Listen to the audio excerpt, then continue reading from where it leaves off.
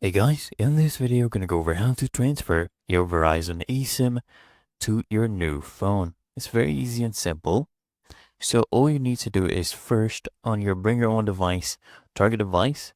Okay, if it's an iPhone, perfect. You just open up the settings app, right? And then what you do is you navigate from cellular and you click on add eSIM. And if it is unavailable, you tap on add and set up cellular.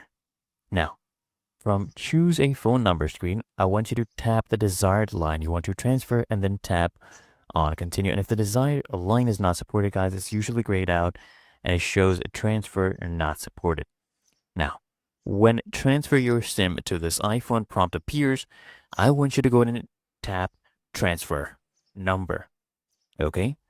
And when the confirm transfer on your other iPhone prompt appears, guys, what you do is on the previous, which is your source iPhone, okay, the previous one, I want you to go ahead and review this prompt and then just tap on a transfer SIM just like this. So you're in your old iPhone, press on transfer SIM, okay? And to confirm this transfer, just double click the side button on the previous iPhone, okay? Just go ahead and do that.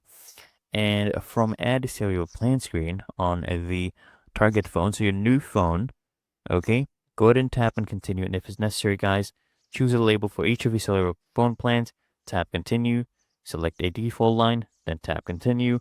Now here, from the iMessage and FaceTime screen, just select the desired line, tap and continue again, and just select the default line for cellular data.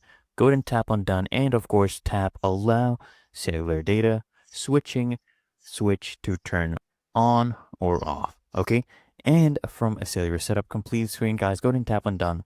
And after your target iPhone, you bring your own device, iPhone, the new one, that displays the iPhone is activated, prompt, just go ahead and restart your iPhone and you're good to go. It's really that easy and simple. So I hope this guide provided value to you. And if it did, consider smashing that like button as well as subscribing to frequently asked questions. And I'll see you in the next one.